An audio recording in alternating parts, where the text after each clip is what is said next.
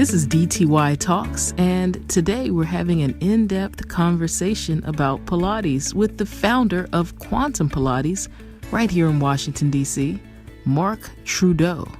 He gives us a bit of a history lesson on Pilates and takes us into the world of quantum and where he sees it going in the future.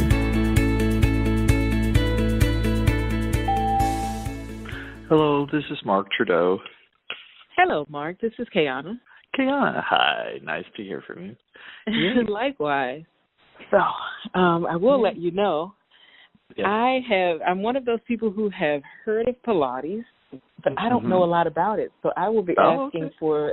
So I did some research, on your website and just in general. But I want to make those questions as bare bones as possible, because I think that I'm not the only one in that crowd who, it's one of those terms you hear thrown around. But you have no idea what it is.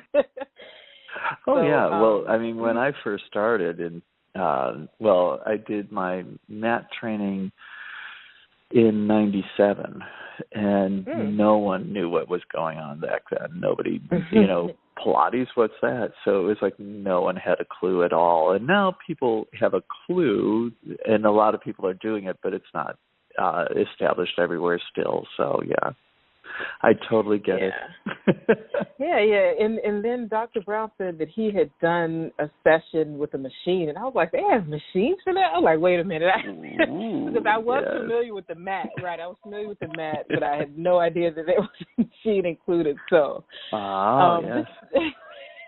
just to let you know, we already started. As soon as I called in, I started the recording for the conversation. Okay. So we are recording. Great.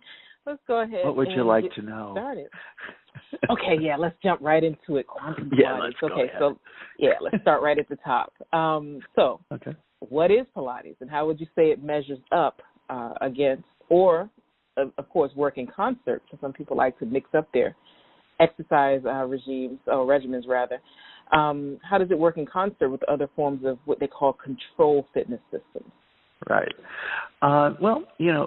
Pilates is named after a human, Joseph H. Pilates, who was born in Germany in 1883 and lived till 1967. He emigrated from Germany to the States in the 30s, and while World War I had broken out, he was in England at the time, traveling. Two different stories. One was that he was with a traveling circus doing a living Greek statue routine, or that he was helping boxers. Definitely both things he did. My heart is always with, the circus story, because it's just how I think of him. And he was interred, because he was a German nationalist, in Isle of Man. So he was interred during World War I because he was German. And at that point, he had already developed his mat workout. And one of the things that's been said, whether true or not, but still it's been said, was that during the pandemic, the flu pandemic back in those days, everybody was dying, but the people in his barracks did not, because they were doing the mat work. So the mat work is really the foundation of what he did. He emigrated to the States in about 1930s, early 30s, did a lot of different things besides working with exercise, but exercise is what he's probably known the most for. And he created machines later as sort of a thing to help enable you, like a dictionary, to find the proper muscles to do the things you want to do. So it could support you where your body was weak, so that you could actually do it instead of from the big muscle groups that you're normally used to doing it from, and do it from the core muscles and then radiate outward from there. And his whole thing was that it was about precision and focus, control, as you mentioned, which is a great name, because he called it contrology. He did not call his method Pilates, so he didn't call it Pilates. He called it contrology. And as a result, it's not a movement-based exercise routine where you do a lot of repetitions. So some of the exercises that are out there these days are more about, more and faster and harder and deeper, and we really want to hurt in order to achieve a change. And that's not essential in this work. You want to feel supported. You want to get into the muscles that you're looking for, but you're not trying to hurt yourself in order to achieve anything. And if you did a mat class or did another class and your neck or shoulders or back bothered you, there are ways to support the body so that does not happen. So you want to find, if you're looking for somebody to work with, you want to find somebody that is very thoroughly trained and has a knowledge of how to get your body into what's appropriate for you. Does that answer any of your questions? It does, actually. I'm actually really glad you went into the history aspect of it. To go a little bit deeper into, you mentioned other forms of exercise and how they may leave you feeling a certain way. How does this maybe work in concert with that, in the sense that maybe if you did do weightlifting one day, would you then turn around maybe in a day or two do Pilates to kind of counteract that? Well, as you said, concert, I like that. The focus is all about proper alignment and doing it properly. So once you understand the principles of how you breathe and when you breathe, and that it all originates from the core, from the center of your body outward, then you're not using extraneous muscles. So, for instance, with bodybuilding, a lot of times what they look for is overloading the muscle for hypertrophy so that they can have that, that growth in the muscle, okay? And they go to the point of exhaustion of the muscle. What we're looking for is, you'll notice when you do a class that we do much less repetition. So we do the repetitions and then we move on and target the muscle in a different way and not isolate it quite so much. When you're using weight training equipment, so not free weights, you're in one plane. And as a result, you're focusing and targeting one specific muscle group. We like to go through many planes of motion for your spine and for your body, and start it at the abdominals with our breath and how are we doing it. So if you're just focused on, well, I want to move 50 pounds and, I can do 50 pounds, can I do 70 pounds? And you're using your shoulders and your neck when you're supposed to be isolating your bicep, and your back and your glutes, all of that's working really hard, there's the potential for an injury, right? So we want to make sure that everything is safe and that you load the muscles in a way that wherever your weak spots are supported. So if you have a weakness, that it's supported and then trained so that it becomes part of the unit and is working properly together. So we have a lot of people that do, aerobics, or they do weight training, or they do yoga, and it's very beneficial for all of those, and you could theoretically, if you enjoyed Pilates, you can get a lot of the same benefits without going to a different exercise regime. Because for instance, there's one of the machines is called the reformer. And all of this equipment is spring-based, so instead of weight plates, it's a spring. And as you push against a spring, it opens and creates resistance, and it wants to return to its original length, and that creates resistance as well. So that resistance, both directions, helps us to work the muscle in the long phase, so the eccentric phase of the muscle, as opposed to just the short phase, the concentric phase. So to demonstrate that, if you make a fist and bend your elbow so that your fist goes towards your shoulder, you'll feel your bicep muscle contract, and it gets short. You can keep that muscle tight as you straighten your arm almost completely, and you know it's tight because you said, I'm going to keep it tight, but it's eccentrically loaded or long. And that's our goal, is to keep the muscles in that long lean phase and and active. Yeah. Wow. Okay. I'm learning. I'm when actually I get started, really learning a lot. I love that because as you were saying it, I was sitting here doing it with my arm. and could you feel that it was different? Right, yeah? right. I was yes. actually doing it. So, good. Yeah.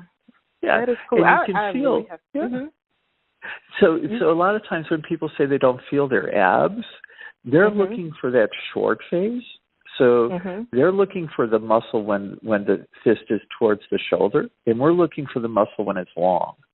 So sometimes, and they're also looking for there are 4 abdominal muscle groups.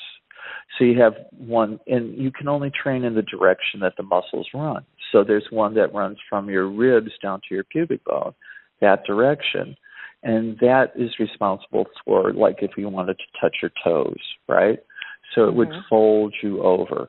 And as a result, that you can either anchor the ribs, which is where they start, or the pubic bone. And if you anchor the ribs, the pubic bone is going to lift. So it'd be like you're doing a back somersault, or in yoga, the plow. The pelvis would come off the floor, or a bridge. And then the other way, you'd be sitting and you'd like reaching towards your toes. So that's that muscle group. And that's the one that everybody feels easiest because it's right on top. And then you have a set that's external obliques that comes on an angle from your rib towards the center of your body, the midline where your linea alba is. And that, if you do just one of those, like the right one, is going to turn your body so that you rotate towards the left hip. And the other one on the left side, if you go in the direction of the fibers, is going to turn your left shoulder towards your right hip, right? If you work them both at the same time without shortening, it helps just stabilize you. Yeah? And then the internal oblique comes from the pelvic up into the ribs on a bit of a diagonal, and that's the side bending stuff, okay? And then the transverse, the deep ones, that's what people generally refer to as the core. They're like seat belts. They start in the back, come around, and join on the linea alba, that line right down the middle. You see when people have a six-pack, and there's that line right down, that crease. Well, that's the transverse, and those are the deep ones. That's what we're looking for, the ones that come from the back and connect into that line in the front. And it holds your organs together, but it's also where everything originates. Yeah? So are there different types or forms of Pilates that we should know about? And if so, what would you suggest for a beginner versus someone who's more studied or better at it? The thing with it is that if you're good at other modalities, anything that's new to you is new to you. And a lot of times if somebody has an injury, they'll say, oh, well, I know what to do to not be injured, but they don't know what we're going to do, right? So it's appropriate. It depends on what their physical level is, okay? So if they come in and they've only ever been sitting on a couch, they probably want to start with a few privates, and the teacher then can choose to do some mat work as homework and some work on the equipment to help them locate the muscles they want to use and to support them. So the question is there's like 3 questions there. So one is, if somebody's new, a lot of times they get referred by a doctor, oh, you should do Pilates for stability and find your core. And then they look at the price and they go, oh, well, I can't afford the privates, I'll do the group. But, no matter how good the teacher is, it's really challenging to be able to meet everybody's individual needs in a group session, and it's usually best to start off with some privates. But if you can't and you're in good shape, you should be fine in a beginner mat class, for instance. Yeah. So that would be one way to start it off. Some schools you can't get into a mat until you've done some machine classes, and some feel that you can't get into the machine classes until you've done some mat. Our thing is it's going to strike you differently. What appeals to your heart and what appeals to what you feel comfortable doing is going to be different. The most important thing is you want to be with somebody that has been well trained and can look out for you. And if you notice, that you're in pain the next day, other than your abs, then you probably need to let your teacher know. But there are, yes, a lot of different schools of thought out there, a lot of different schools of Pilates out there. And they come because I think Joseph Pilates was a master genius. I never met him because he died in 1967, and I wasn't in New York until like the 1970s. So unfortunately, I missed him. But there were people that worked with him, and they proceeded to keep alive what he gave them and how they learned the routines themselves. So you have Romana Krasnowski, who preserved what he gave her. And you have Ron Fletcher, who preserved what he was given and how he learned. And that's what you find, what I find so interesting is how it's obvious to me from the outside, looking at how they teach, how they were taught, and how they process. Because everybody processes differently. Mm-hmm. So this, you have Eve Gentry, you have all these different people, different lineages of schools. The people that went through Romana, I think they call themselves authentic now. There's Fletcher Pilates. You have all these different ones. Unfortunately, Ron Fletcher, a lot of the people that worked with Joe are dying or dead. So Kathy Grant is now dead, and Ron is dead, and Romana is dead. Yeah. So luckily I was able to work with some of them before they died, which is nice. So you had different stories, yeah. But people generally, tend to line up with one of those groups, but if somebody's learned from online, that's probably not, as thorough a training as somebody that went and spent hours. If you want to be certified through Pilates Method Alliance, for instance, there are many different ways, but that's one way that's national. And that you have to have done mat and machine training and a minimum of 450 hours, and then you can sit and take the test. So that's one way to find out if somebody has, at least done that.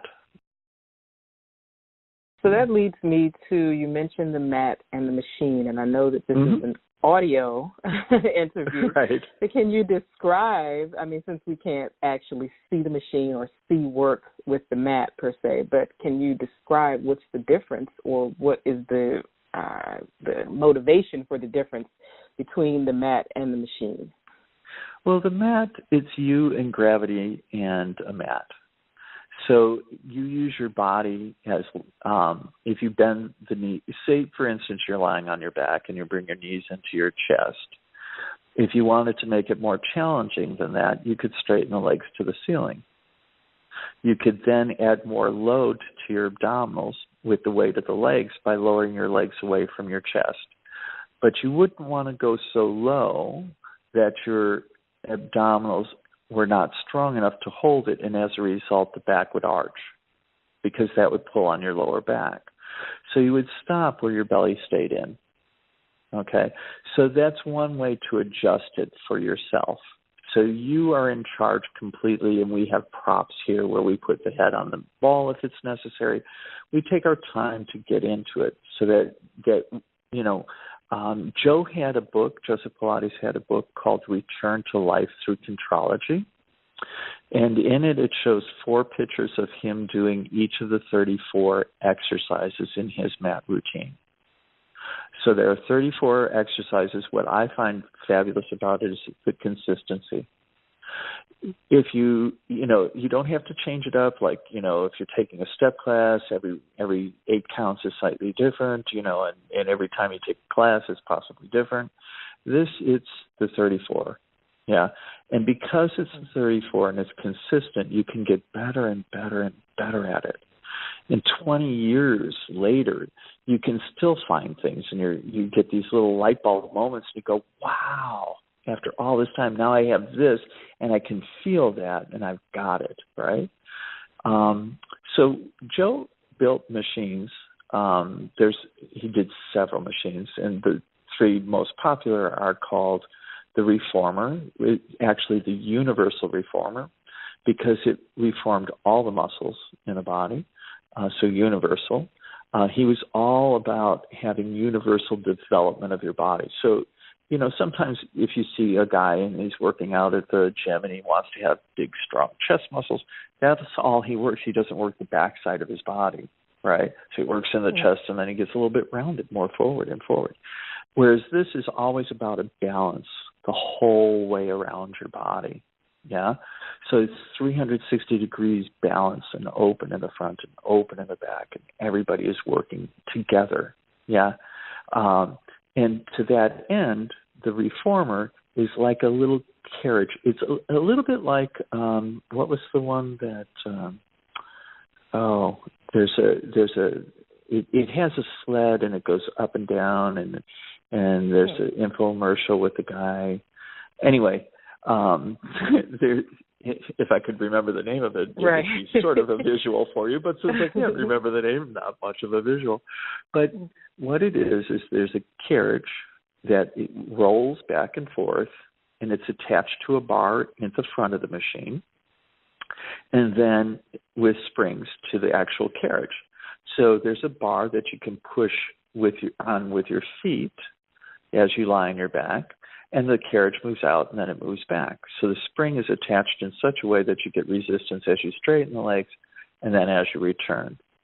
There are straps as well that are attached to the carriage, and you could put your hands or feet in the straps and use the hands or the legs to move the carriage. And all of that is if you have a congruency. So if you have the bones lining up, right, then what happens is if there's no bend at the wrist, for instance, or at the elbow, then the work goes from the hand all the way through the shoulder into your abs. And you can do the work that way. And even though it's an arm circle, we're actually getting the abs involved, right? We can do push-up position and move the carriage out and in our push-up position. We can, do back bends. It gets very Cirque du Soleil. So it's as rehab or as athletic as you want to make it. And when you're doing all 100 exercises in an hour, then it's incredibly aerobic. But it takes time to build up to being able to do all of that for it to become aerobic. And then there's the chair, which he called the Wonder Chair, which was an actual physical chair that you would turn on its back and take off the cushions, and inside were springs and a platform for your feet or your hands or whatever. That one is really appealing a lot of times to people who are involved in the gym because it's so compact, and you can just, and there's less support, so you have to be really in charge, and you really, really work so hard. I mean, the things you can do, and it's so simple. That's the genius of it. It's really simple. And then there's the Cadillac that looks like a massage table with four rods that come up, four poles that come up, and then across the top there's a similar rectangle to the table underneath it, and you have a rod that goes across that you can hang a trapeze from. And they call it either the trapeze table or the Cadillac.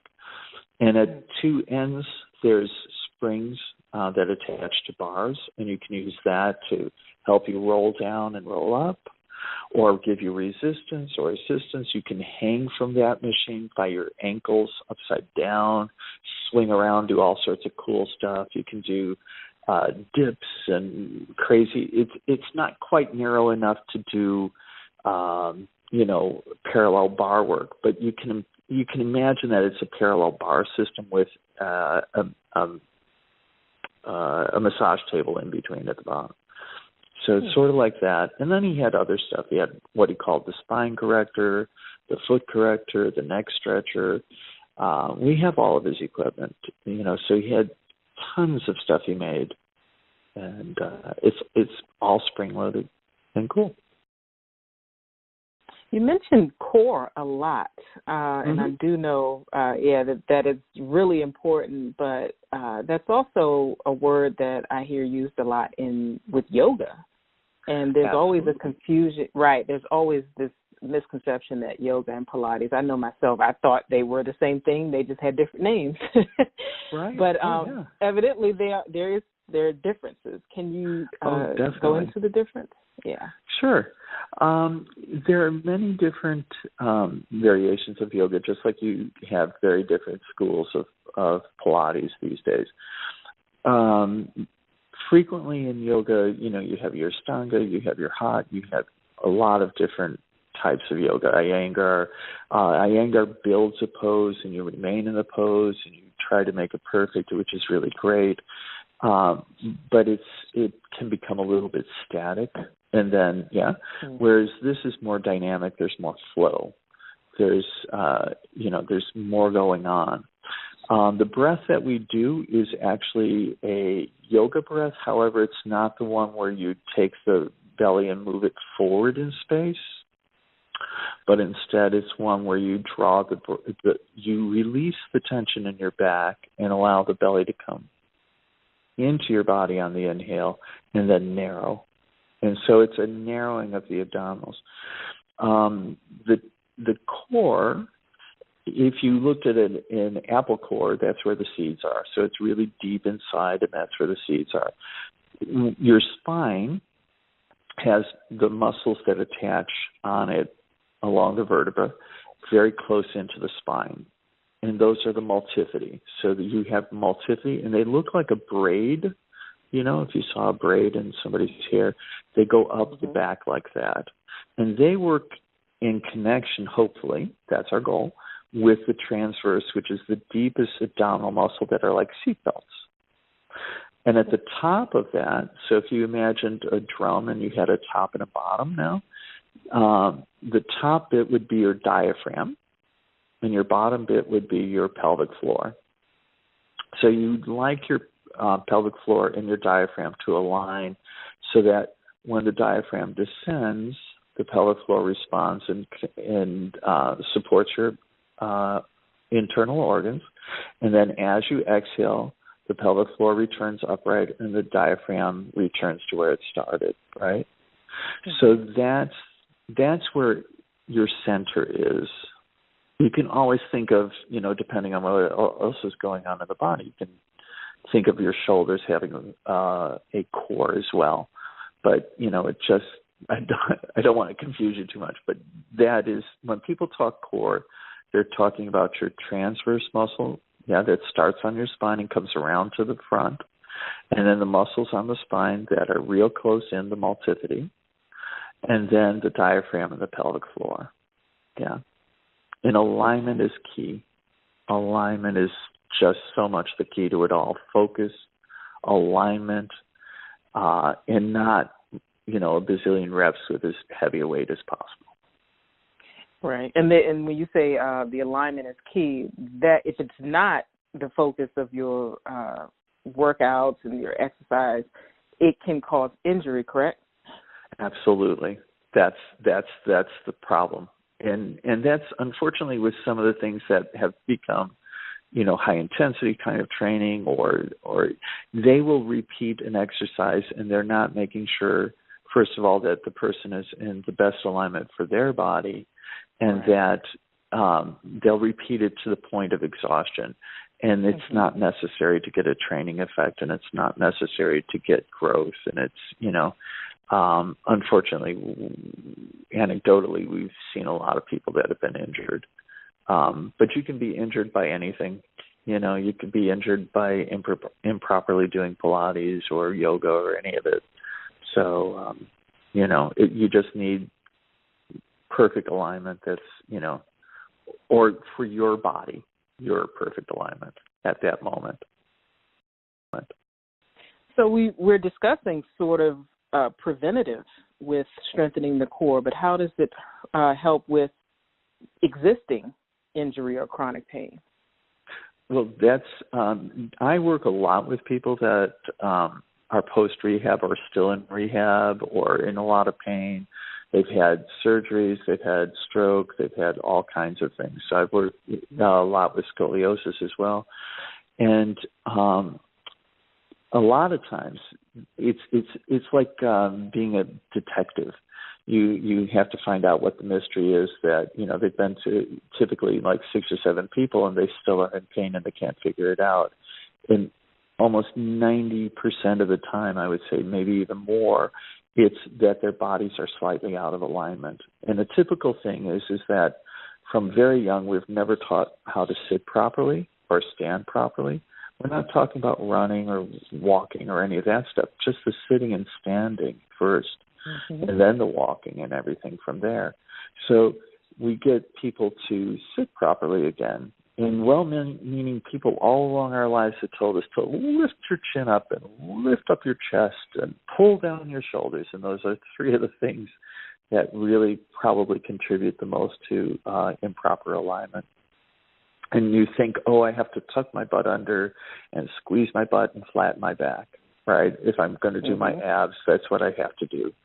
And the thing is, at a certain point, if you're in trauma, you want to stabilize. But we need to also get to the point where we can mobilize, okay? So there's a point where that's appropriate, but it's not appropriate for everyone the whole time. And if we give somebody that needs stability, mobility, then they're going to be in extreme pain. Whereas if you give somebody, if you just stabilize them, and they need mobility, then they're going to feel achy. But if you mobilize them when they shouldn't be and they need to be stable, that's when things can be off and you can get into a lot more pain. So it's finding that difference. And with quantum, what we did was, like I said, I've been very lucky with the people that I've worked with and everything. And I like to try to train my teachers how to think about things and understand why and what you're doing, as opposed to, well, it's this many springs or this many repetitions or this is, rote, because it's not always like that. You have to look at what's going on in the body and look at everything. If somebody's neck and shoulders bothers, it could be coming from your foot.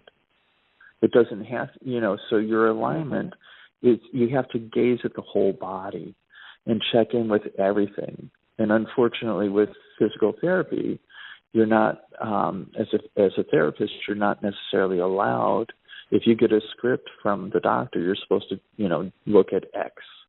And the good ones will look at the whole body, but the others, right. When you're stuck and you have to do 6 patients in an hour, you can't, So that's the benefit of us, is we have that opportunity to work longer with somebody and look at their whole body and challenge their body in ranges of motion while looking at their alignment.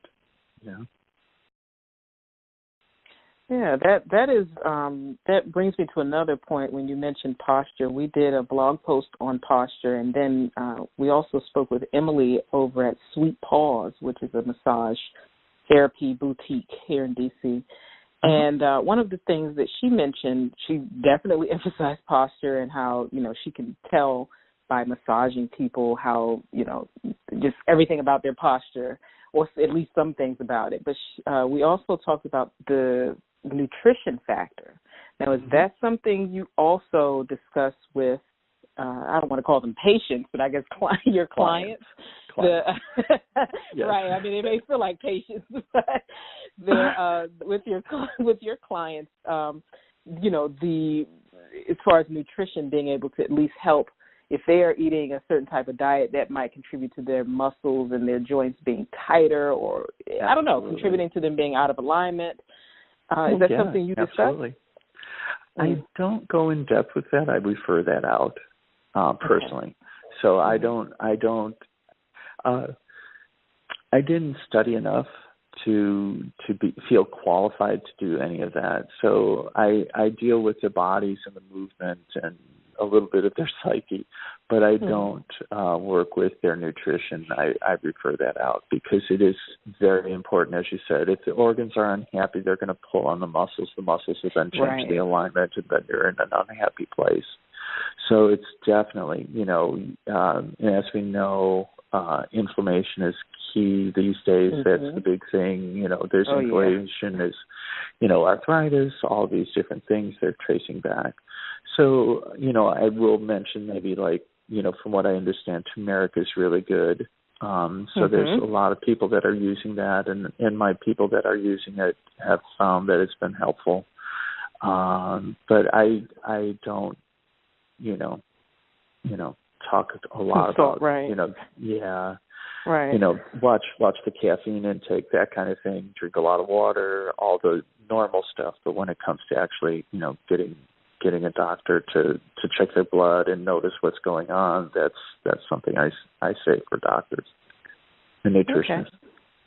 Yeah, that totally makes sense. I just didn't know if there's something you could, just by working with someone, you could tell, this person probably is heavy on the red meat, or, they're really inflamed.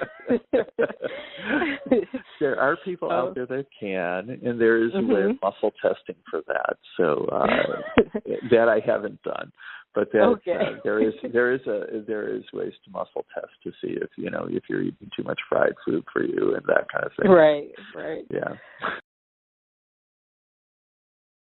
So, someone walks in and they want to start. What kind of timeline are they looking at as far as how long they're going to spend in one day, and then how often would they be required to come back in, say, every week?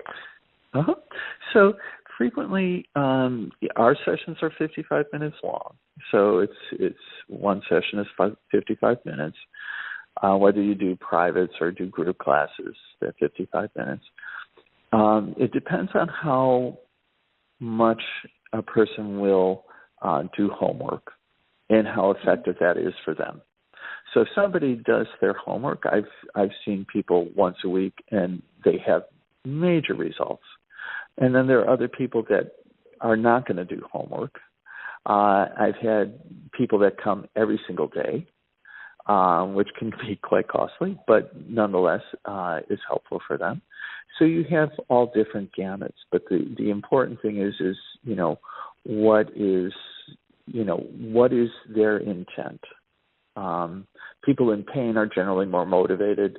They'll come in, or people that are looking, like if somebody's a bride to be, they're going to want to really work out, and then they get hooked and they stay, and 2 to 3 times a week, possibly.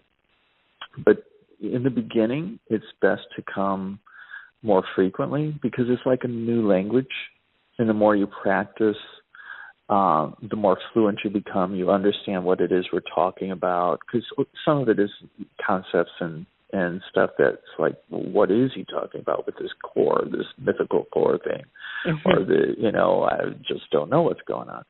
And it's hard sometimes to make the connection from wanting something to work for that to actually happen and work, and then to be able to do it when you're not thinking about it even. That's the process. And there was a great quote, and I unfortunately I can't think of it exactly at the moment, but with Joseph Pilates, it was basically at the end of 30 sessions, people would be asking you, if after 10 they're asking you, what are you doing that's different? And 20, you start to feel better, and the 30 is like, wow, you are better. So he would see people 3 times a week, generally. Okay. Right. And, if you can do it, that's a great way to start. And then you can always trail back and do, twice a week, do stuff at home. The mat work is great because you can do it anywhere. You don't have to strap this huge machine to your body and go through customs, Okay, I'm traveling to Europe. I need my Cadillac with me. I don't leave home without it. That'd be unreasonable. That doesn't seem like it would be the most practical thing to take with you.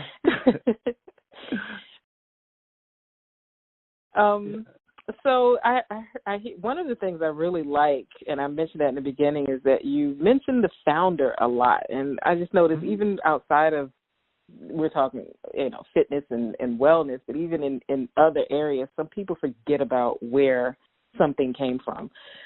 Would you say that Quantum Pilates as a business is their mission, or your mission is to uphold some of the standards and everything that Joseph? Right. Okay. So you're taking it right out. So go ahead. Oh yes, yeah. On the one hand, when I first started, I wanted to hear every single story there was about Joseph Pilates. I wanted to sit at the feet of everybody that had worked with him and just, listen and gobble all that up and really just, And, and then some people are into the whole, well, he wasn't God, so people would tell stories about, him. And it was like, I don't want to know the man as much as I want to know what he was about. I want to know what he meant with it. And as I said, each person he worked with came away with a different interpretation because he was a genius, I think. I mean, I never met him, but I don't, my feeling is he was a genius as a teacher and as a human, and he read a lot, and, he really wanted his work to be, first of all, he wanted everyone in the world to do it, because he felt that if everybody was doing Pilates, they'd be happy in their body, they'd be healthy. Why would we have famine or war?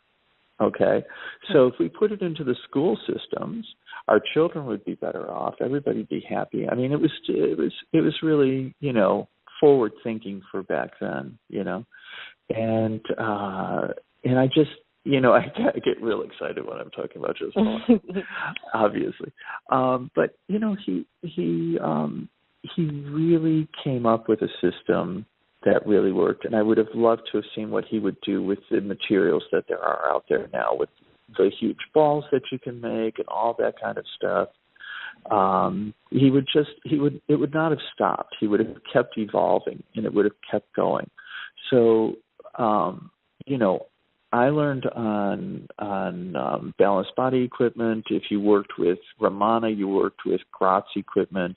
Joe actually made his own equipment, and then his brother, Fritz, made equipment as well. So Joe did a few, but the majority of it was his brother. And his brother had a daughter named Mary Pilates, and Mary worked in the studio as well. At a certain point. And when we opened our studio in Woodley Park, a woman walked in the door because it was a street front, and she goes, "Oh, so this is Pilates. My sister works with Mary Pilates," and everybody in the studio looked at her like, "Yeah, you're crazy," because his wife was not named Mary, and none of us knew about Mary Pilates. And it turned out we checked in, and it was, his niece.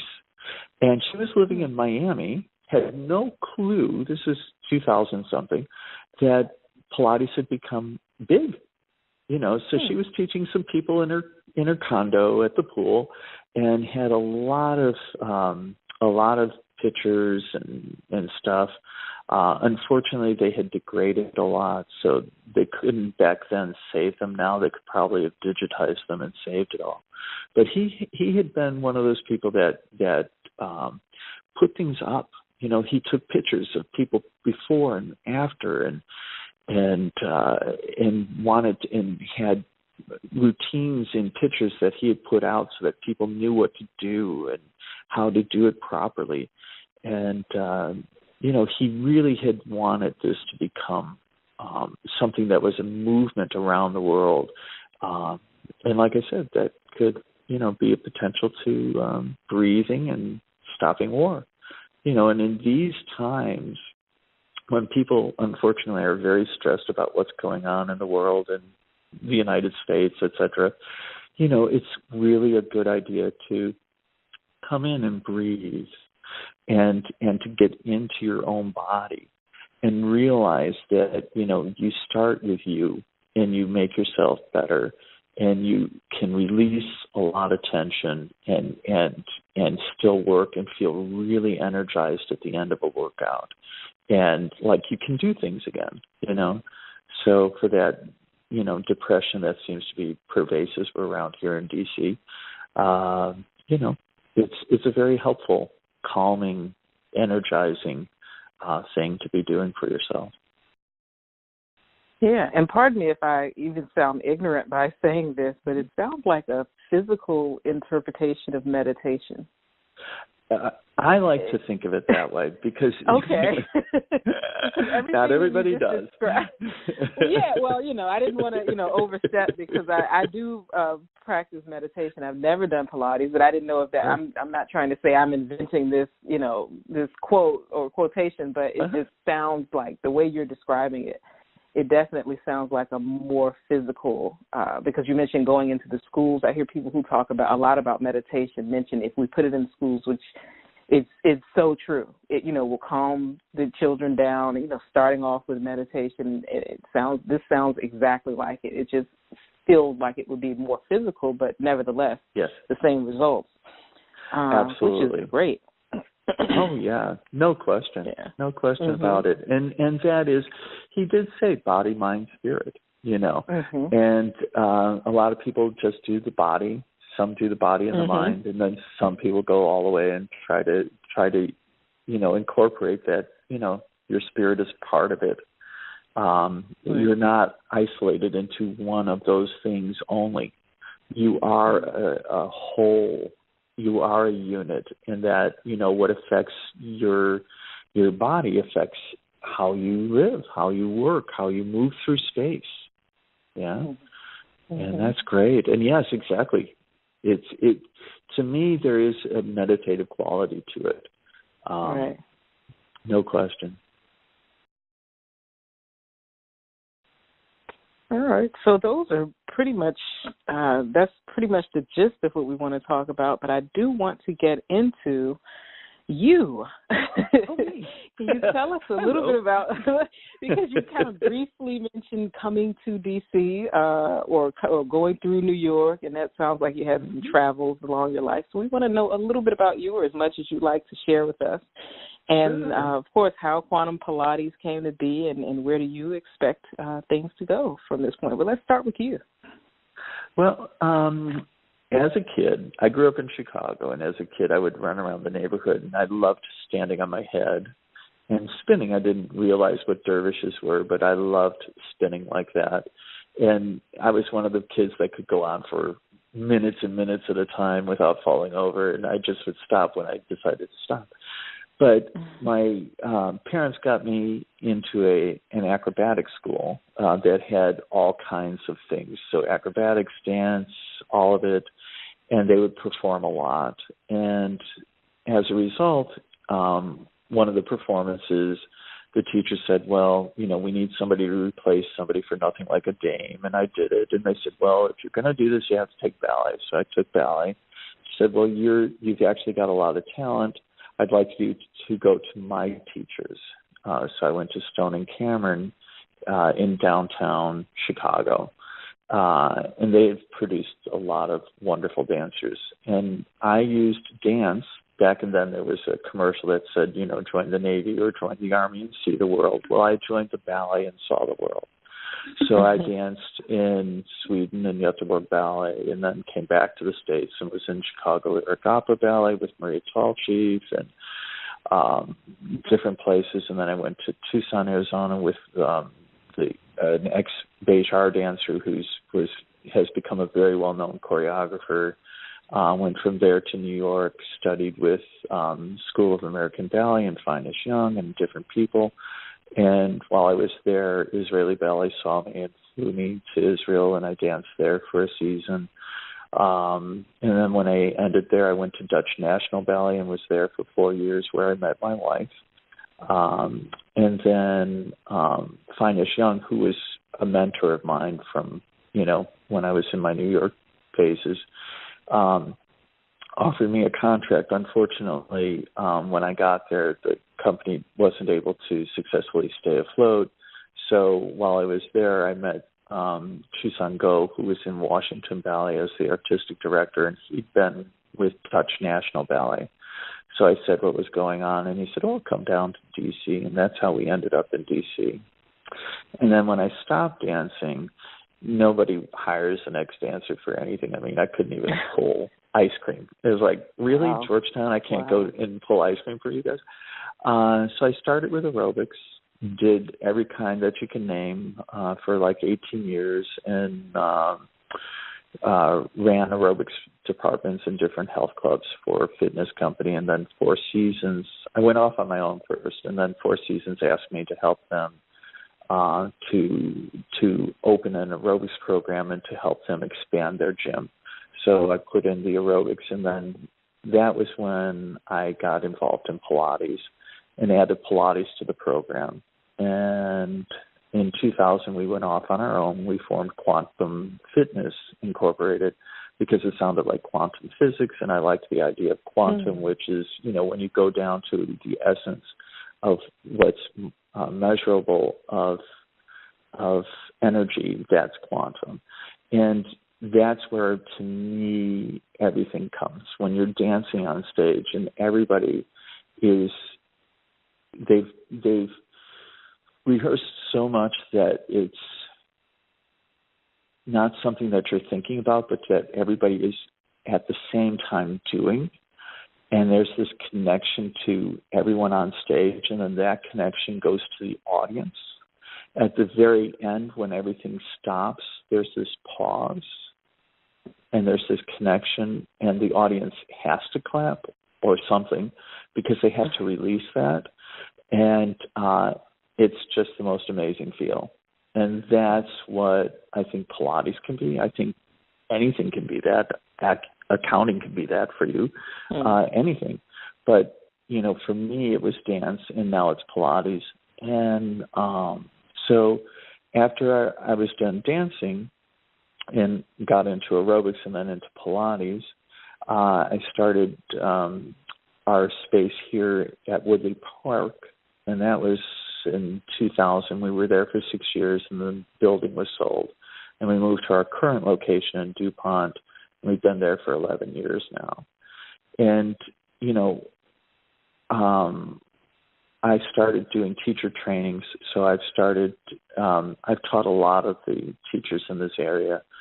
And it's from, as I said before, some people, in order to maintain a brand, you have to, this is it exactly, and you're a little clone of this person, and that's all there is, And they don't necessarily know why they do something. They know that they do it, and they do it in that way, and it's fine. But I want my teachers and people that I've worked with to be able to be free in how they express themselves, to take and integrate all of their whole being into what they're giving the person, and to look and start to understand how to work with that person, and to get the best out of them, and to support their weaknesses and actually increase the strength where the weakness was, and go from there.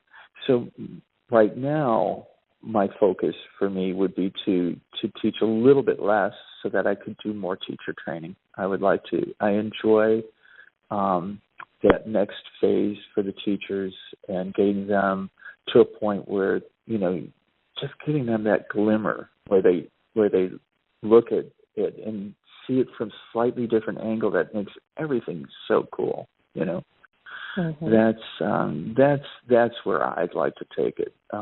We currently at our studio have a physical therapist.